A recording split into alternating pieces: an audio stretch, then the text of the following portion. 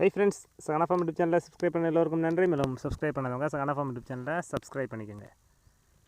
ஆட்டு பண்ணை ஆரம்பிக்கிறவங்க ஆட்டு பண்ணையை துவங்குறதுக்கு முன்னால் முதல் கட்டமாக பார்த்திங்கன்னா பசுந்தீவனங்களை வந்து உற்பத்தி பண்ணிட்டு தான் நம்ம ஆட்டு பண்ணையை துவங்கணும். ஏன்னா ஆடு வளர்ப்பை பொறுத்த வரைக்கும் பசுந்தீவனங்கிறது ஒரு இன்றியமையாத ஒன்று.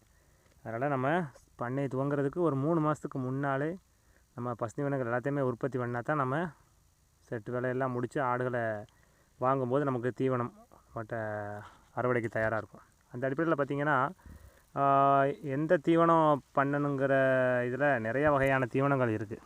அதில் குறிப்பாக இந்த கோயபஸ் 29 மற்றும் கோயபஸ் 31 இந்த 2 வகை மருதாம்பு சோளம் இருக்குது. இது வந்து பார்த்துக்கிட்டிங்கன்னா நம்ம ஒரு 2லேருந்து ஒரு 3 வருஷம் அளவுக்கு நமக்கு அறுவடைக்கு வரும். நல்ல முறையில் தண்ணீர் உரம் அந்த மாதிரி இருந்தால் கூட போதும், ஒவ்வொரு மாதமும் நம்ம அறுவடை பண்ணலாம். இதை பார்த்திங்கன்னா ஆடுகள் நல்லா விரும்பி சாப்பிடும். இது வந்து எவ்வளோ சாப்பிட்டாலும் ஆடுகளுக்கு வயிறு உப்புசமோ இல்லை கழிச்சலோ இல்லை எந்த பிரச்சனையுமே கிடையாது. இது வந்து முக்கியமான ஒரு தீவனம் ஆடு வளர்ப்பில்.